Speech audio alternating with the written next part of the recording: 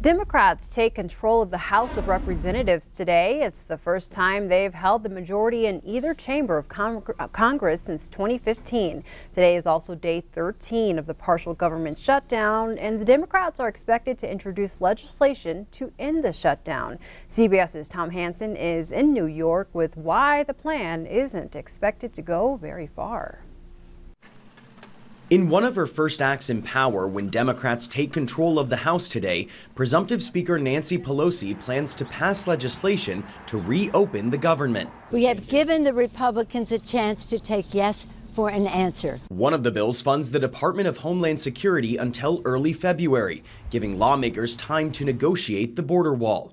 Republicans call it a political sideshow. The Senate will not waste its time considering a Democratic bill which cannot pass this chamber and which the President will not sign. President Trump says he's willing to keep the partial government shutdown going to get his $5 billion. Could be a long time. It's too important a subject to walk away from. Congressional leaders from both parties met with the president Wednesday in the White House Situation Room. I said, Mr. President, give me one good reason why you should continue your shutdown while we are debating our differences on Homeland Security. He could not give a good answer. A source tells CBS News that when President Trump was asked why he wouldn't support the House bills to reopen the government while the two sides debate the wall, he replied, quote, "I would look foolish if I did that." If you're furloughed, look for a second job. As the shutdown continues, hundreds of thousands of federal employees are not getting paid. Well, the longer it goes, obviously you have to prioritize certain things, feeding your family, the gas to get to work, potentially heating your home. President Trump has invited the leaders back to the White House on Friday. Tom Hansen, CBS News.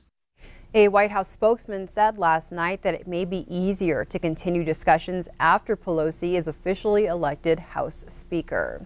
And due to the shutdown, some national parks are getting overrun with garbage. But we're told Yellowstone Park is looking pretty good. That's because community members and local businesses are stepping up. Yellowstone also has the benefit of decreased visitation in the colder months, but that doesn't mean the park is immune to the government shutdown. Everyone's just trying to help out there, and so we've just asked our guides to assist, and other operators are doing the same. I think if this continues long term, then as operators we'll probably put our heads together and figure out a cleaning or maintenance type schedule. I have not heard a negative comment from any of our guests about what it's done with the shutdown, and so that's a good thing that they're not seeing that or feeling those impacts. It is unfortunate that the people who work in the park, who are friends and colleagues, are out of work right now. So that is disappointing because we do miss them and we miss the services that they do provide at the visitor centers and other things, maintenance and different things that they do. So they are missed. Continuing our coverage as searchers continue to look for the missing 3-year-old boy who fell into the Musselshell River earlier this week, they're also asking the public for some help. The office needs to borrow adult-sized life jackets. The jackets are required to ensure the safety of searchers at the Kilby Butte Hutterite colony east of Roundup. Donors should mark the life jackets with an address and permanent marker and drop it off at the Kilby Butte colony or the sheriff's office. The boy fell into the river on Monday, making today the 4th day in the search. A small plane crash just south of Townsend sends 2 people to the hospital with life-threatening injuries. The Broadwater County Sheriff's Office says the plane crashed into a creek bank about 2 miles from Townsend between the Missouri River and Highway 287. Authorities arrived on scene shortly after 6 p.m. Wednesday. Both people in the plane were conscious and speaking to authorities and were transported by medical helicopter. The latest update lists both people in critical condition. It's almost 2 years until Montanans vote for the next governor, but Secretary of State Corey Stapleton got a jump start on that race as he announced he's running in 2020. The first prominent Republican in the race, the 51-year-old Stapleton, is a former state senator from Billings who was elected Secretary of State in 2016. Stapleton says he'd like to help guide Montana toward being a state with stronger families, higher wages, lower taxes, and smaller government. Another Republican, Attorney General Tim Fox, Fox has said he's considering a run for governor in 2020, and sources tell MTM News that Republican Congressman Greg Gianforte is giving the race a look as well. Gianforte lost the 2016 governor's race to Democrat Steve Bullock, who cannot run in 2020 because of term limits. Stapleton told MTM News Wednesday that he believes he can be a candidate who appeals beyond just the Republican base. I am someone absolutely who's enjoyed Democratic support, independent support, libertarian support, constitutionalist support. And so I want to serve everyone, but I think most importantly, I want to set a vision and show people what I would like to accomplish with their support and their vote, and then get to work with the legislature on it.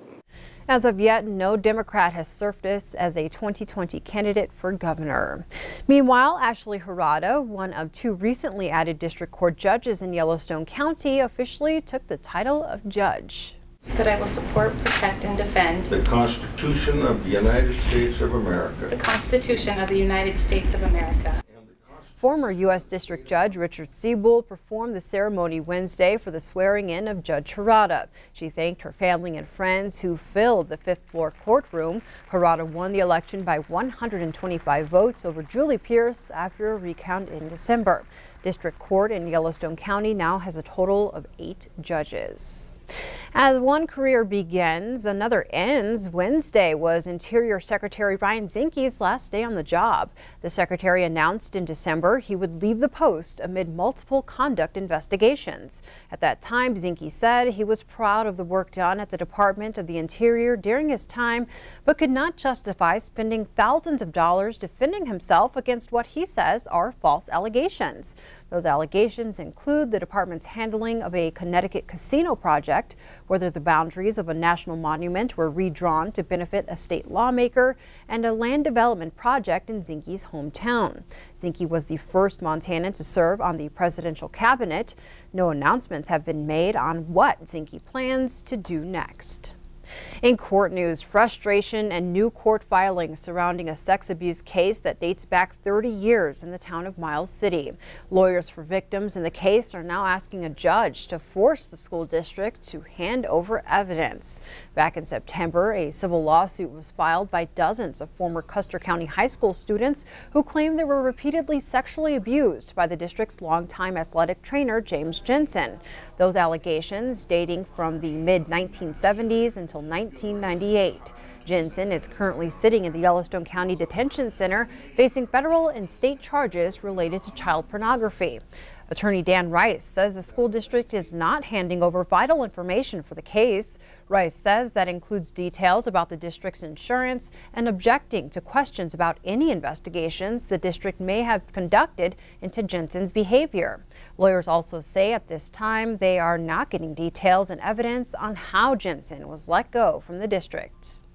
They were sent in by coaches to receive athletic training services and were molested repeatedly and severely.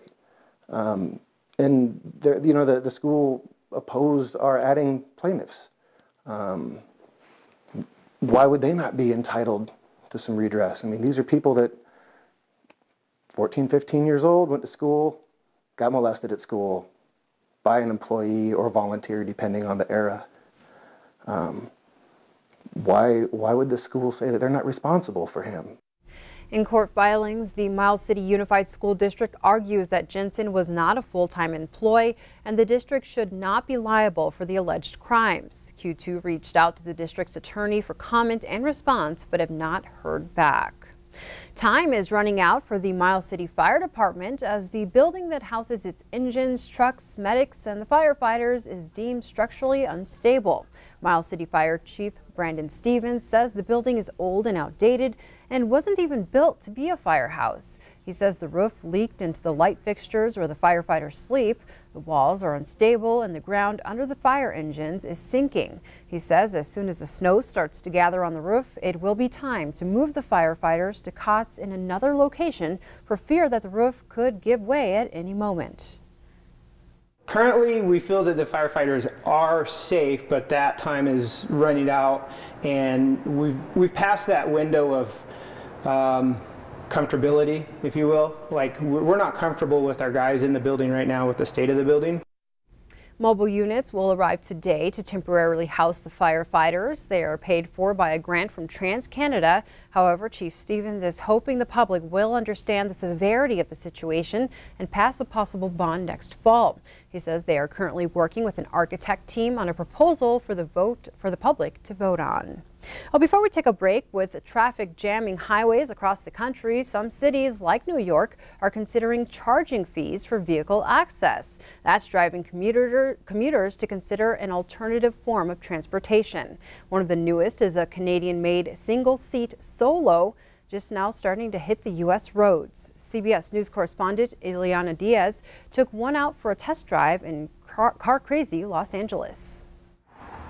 Meet the Solo, a tiny three-wheeled electric vehicle the Canadian manufacturer Electrica Mechanica sees as the future of commuting. People will start to see the advantage of it, and then everybody's going to want them.